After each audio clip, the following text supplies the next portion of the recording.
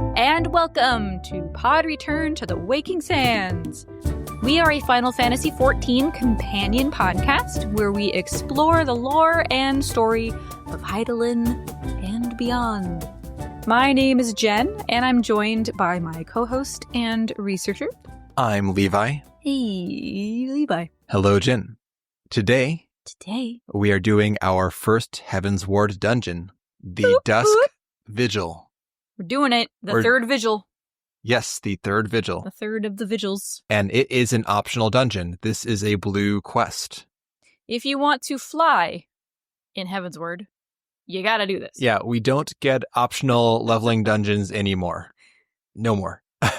Wah-wah. All mandatory. This takes the spot of like a MSQ dungeon in terms of like the level range. In other expansions, we would have a dungeon around now versus like an optional dungeon. Yeah, just a fun run dungeon. Side note, the pattern of dungeons and trials that they have landed on drives me crazy.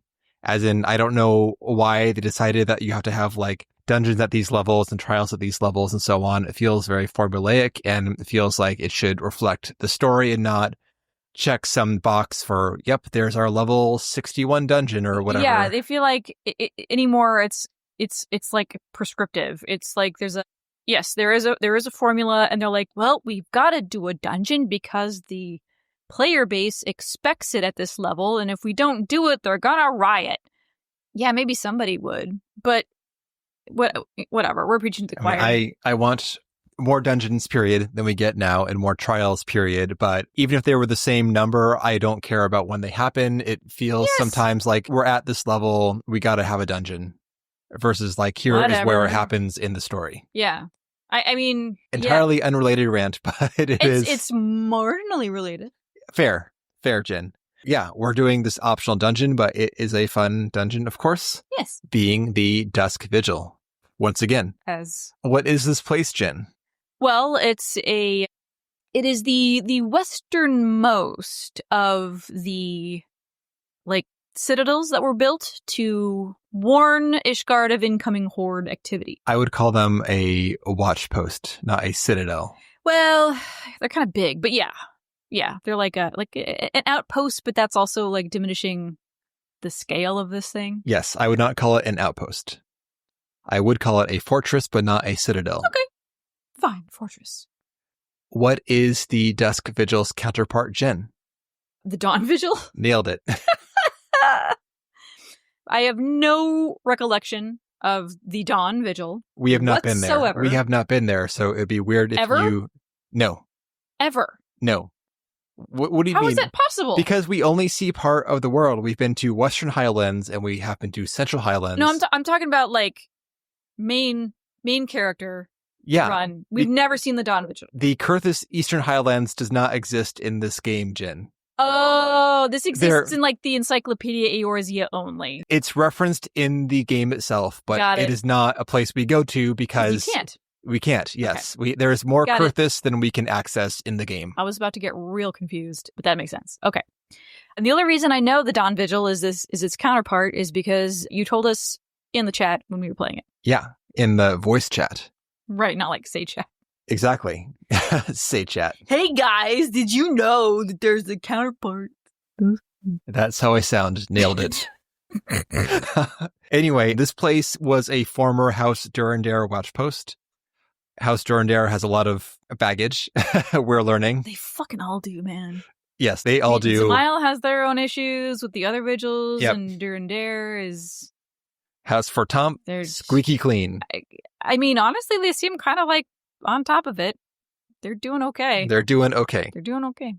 Anyway.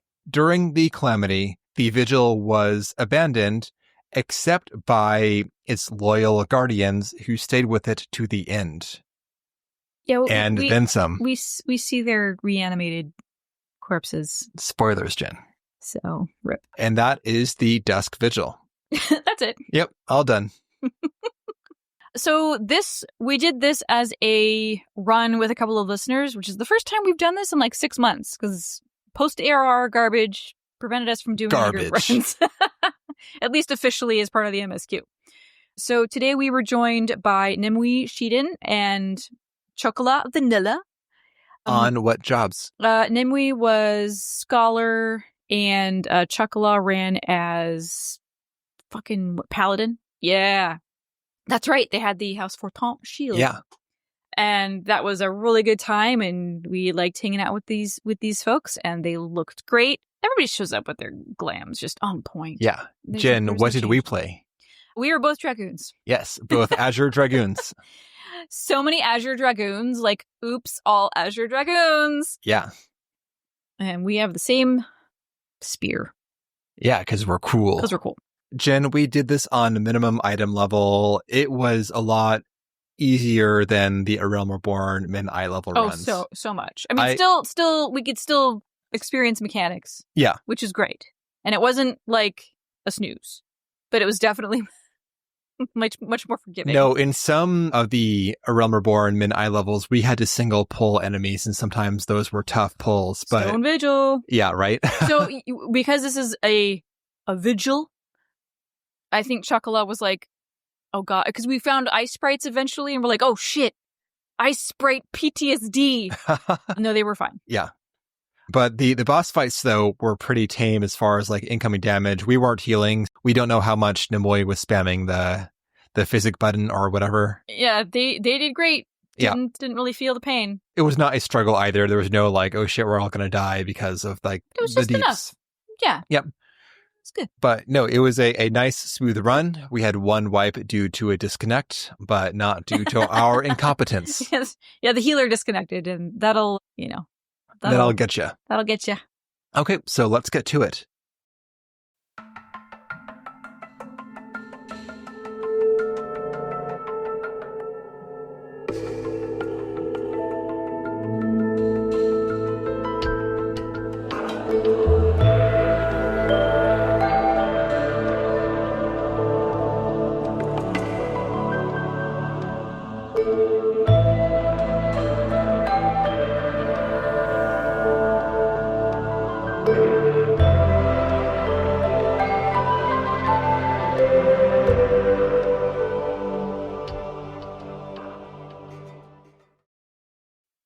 The scene opens up on the Dusk Vigil. It does not actually. I don't know what you want from me right now. To start us off with our story, Jen. Ah, yes. Okay. So this is a member of the Holy See. I don't know, like a cardinal or some shit. They look extremely out of place. They're hanging out at the Convictor's camp. Yep. And they've got their whole like white and red resplendent Holy See garb on. And their name is like Weldtho or something. What's their name is Wield the Owl. Wield the Owl. Sure, man. That's a name. So he asks us if we would be so kind. We find him, and he is cursing the Convictors. Well, yeah, because they suck. Cowards. He's like, these people suck. And have you no shame at all? But he sees us and sees opportunity. No, I actually think I took notes on the beginning of this. Amazing. Because this all sounds familiar, and I especially remember typing his name. Yes, there it is. Yeah, Weldtho, he came to the Convictor's camp under the pretense that this was a camp full of brave dragon slayers. However, they mostly seem to be posers who aren't interested in doing much of anything. Then we come along, honored ward of House Fortant, and his hopes are buoyed once more. He asks if we have heard of the Dusk Vigil, and we're like, I don't think so. And this is where I got the word citadel. He said, is the westernmost of the citadels erected to warn of incoming dragons. Look at that. You're right. Anywho, I'll let it go. That's fine. I was right, but that's like whatever. Within it, there is a treasure he wants us to find and bring back. An ice rondel secured to a statue of the Fury found deep within the Vigil's chapel. Jen, what is a rondel? It's like a tchotchke. Wow. It's a glistening accoutrement. There are a million definitions of this word, actually, Jen, and that is none of them. It's very, very vague, but it is. So it is in like this case, it's a decorative. In this case, gem. it is a circular jewel. Thank you. It could also be like a dagger as well, which is, yeah, again, crazy word. Crazy so many words. ways that it's used. words, am I right? He wants this Rondel from its helm. He would have us prize it free and deliver it to him. So we say yes, obviously, and we head over. Outside, we meet a guard who warns us off. Just the other day, one of the convictors claimed to have seen a massive winged beast. Not a dragon, mind, but something altogether different. That's right. I forgot about that. I'm like, what? What else around here has wings, if not a dragon? Yeah, nothing. So we brush him off and we press inside. Well, he also says, you know what? He says something like, oh, you know, no, if I got some it. other, do you have it? Yes. Far be it from me to deny an esteemed personage the opportunity to kill themselves in new and exciting ways. Pray, go on ahead. Thank you so much. That was great. So we head on in, or rather we head into the dungeon, which is outside the dungeon. Because we appear on the snowy slopes leading up to the fortress. So the first boss, the lead up to the first boss is basically just like climbing the mountainside to get inside.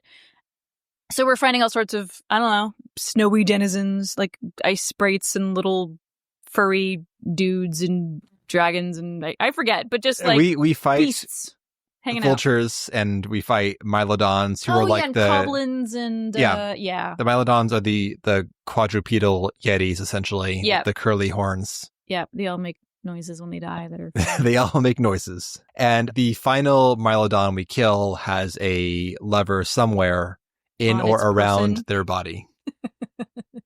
And we use that lever to open the front door. But on the slopes, Jin, we see a griffin who flies off before we approach. It's probably nothing. Yeah. Let's continue. We do. And we crank that door open and we reach an outer courtyard where a towering elephant awaits us. We fight it. This is like, there's really nothing to this fight except for the stun shit that it does. This guy has one mechanic, effectively, which is... It's got an AoE. Well, the mechanic is that it says it picks one player, supposedly at random, but we know it's not. Mm-hmm. And it stuns them and blasts them some more, and then 10 seconds later, they get to play the game again. Right, yeah. I'm like, I'm here because I want to push buttons. Let me push buttons. No, Jim. Elephant did not let me. I got targeted twice. I think 3 times. So, yep, that was fun. No problem there. Just it's just annoying, but some it's trickle heals on the person being bullied. Otherwise, whatever. Yep. We now enter the Vigil proper, and we come across a pair of frost-bitten soldiers, covered in that frost. Yeah, they're all rainy. Yep, and they react with violence. Rainy bastards. Mm-hmm. Lots of these guys that hung out in the Dusk Vigil until the bitter end. Yes. And on defeating the first group, we find a torn journal page lying on the ground. One of many that we'll find in this section. These tell the tale of Sir Pascalaret Nurtail. It's like watching your mouth make shapes in an attempt to pronounce the word. I think it's Nurtai. Nurtai? That's what I said. Yeah, like Versailles, but... Nurtai. Okay, yeah. So Sir Pascalaret Nurtai, this is his journal and his experiences after the calamity. He bore witness to Dalamud's fall, the lesser moon's descent, the black doom which emerged from within, the flames which spread across the horizon, turning night to day. It shall haunt him for the rest of his days, which are numbered. Well, spoilers. Our guy sees that between the newly come cold and the damage inflicted upon the fortress by the calamity itself, it will not last. This vigil's days are numbered. But its commander, Sir Euhelmeric, refuses to order a withdrawal.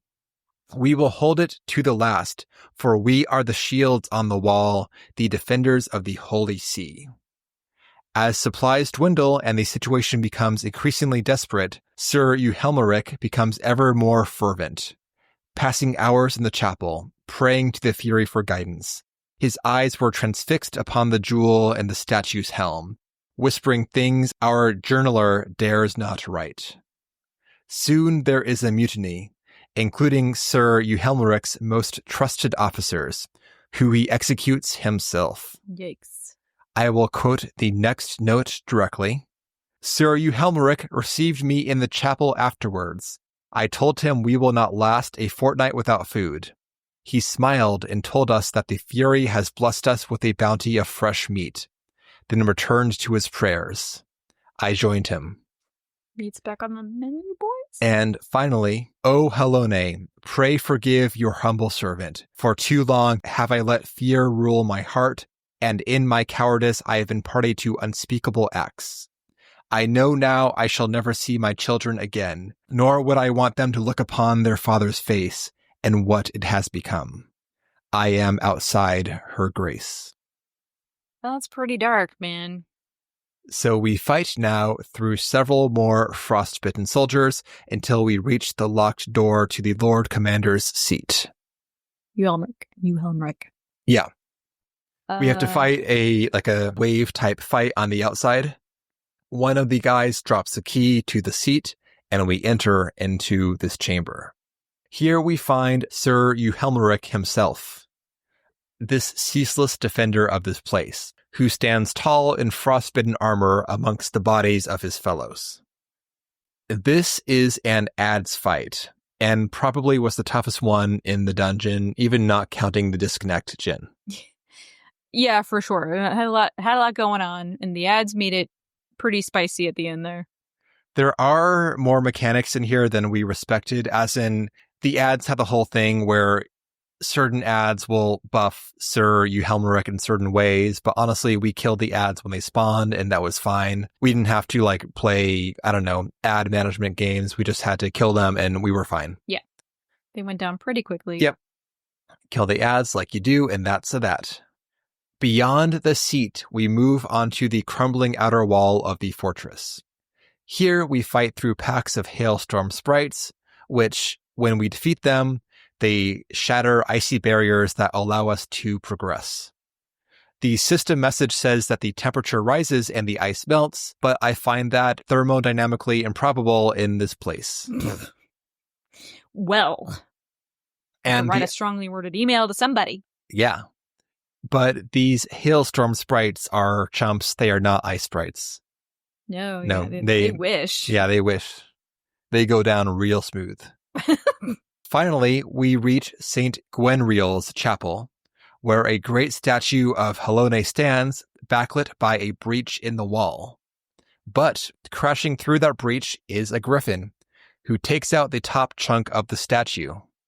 Yeah, we get a brief glimpse of this very impressive, very tall, carved stone statue of the Fury, with the big ol' ice rondel smack dab in the middle of her helm, and right then the griffin comes in and it's like, caw, and it grabs the top of the statue and just throws it onto the ground and gives it the finger. Statue's ruined. Double fingers. Yeah, after all these years. The griffin Opinicus, this is the final boss. This guy will kill you if you don't know the mechanic, and you're fine if you do. I feel like this is very much a beginner trap because the mechanic, the whirling jail or whatever, this does not have a very apparent telegraph. Pretty much is a cast bar. And if you know what happens, you will take cover behind rubble and you're fine. If you don't know the mechanic, you will be DPSing the boss, and then the cast bar finishes and this whirlwind appears in the center of the chamber and sucks you towards it. It is possible to escape, but it's hard. I couldn't do it. Yeah. If you're in the middle, you're pretty much screwed, but you can use your movement abilities, etc., I believe, to get out of there. It's hard to escape again if you do not hide behind rubble before you know it happens. So you just see the cast bar, take cover, and then you go back to DPSing the boss. That is the mechanic. If you got that down, no problem. Yeah. Everything else is pretty easy peasy. We defeat the griffin. And we claim the ice rondel. We just chisel it right out of there. Oh, I didn't go turn the quest in. Oh, really? Party I'm so foul. bad at that. I'm always like, okay, bye. Log it out. Well, Jen, we bring the ice rondel back to Wheel Diao. It's a rough name. And correct. And he tells the tale of this gem. My parents presented the sapphire to me on my wedding day, as my wife and I presented it to Yehelmeric on his. One day, they would do the same for their son. So, Yehelmeric is Weal'Diao's son. Or was. Oh. Oh, my goodness. But for that disgrace of an inquisitor, suspicion of heresy, what wrought? He knew what they wanted from the start. What happened here, this is all implied, he doesn't say outright, but essentially some woman, I believe it's Weal'Diao's wife, was taken in by the Inquisitors and questioned for quite some time, and when she was released, she was a, quote, shadow of her former self. Yeah, torture will do that to you. But the final insult was when his son took command at the Dusk Vigil and found the ice rondel to be the centerpiece of the newly commissioned sculpture of the Fury. So this Inquisitor, they questioned this person. Stole her gem. Yeah. And then they put it in this Halone statue, and then his son went to his post and found the same gem in this statue. And he still persisted in praying to this deity. Yes. He could not prove it was the self-same one, but he knew. Yeah. But no more. It is back with the family where it belongs. Good. And that's that. I'm glad the statue was destroyed. Yeah. It stood for something terrible. Wow. More heresies. Everyone's doing heresies. I mean, church bad. Halone's nice. So many heresies, Jen.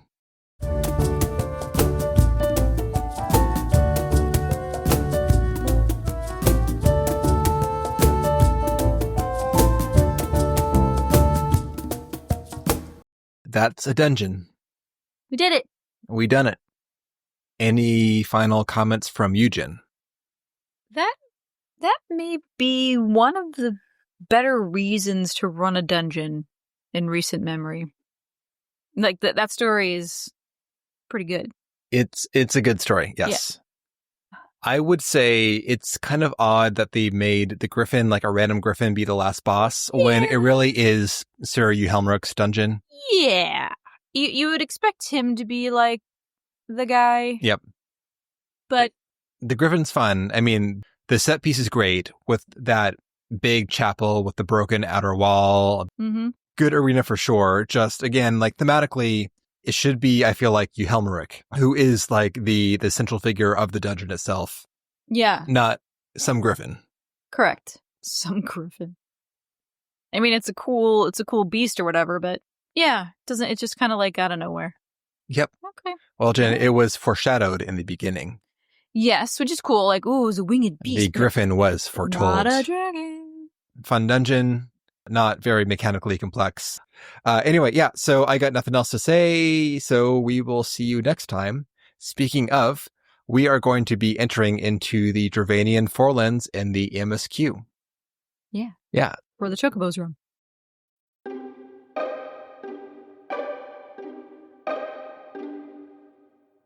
And that will do it for today's episode. Thank you all so much for listening. And thank you for, I don't know, pulling random levers out of beasts' orifices. You never know what you're going to get. If you want to get in touch with us, you can at podreturnffxiv@gmail.com. You can find us also on Blue Sky at podreturnffxiv. Check the show notes for our Discord. Jump in there and make some friends. Talk about your pets, share your glams, talk about life and junk, join some group runs. It's a really tremendous group of people, and we would love to have you. And last but not least, our Patreon, patreon.com/podreturnffxiv.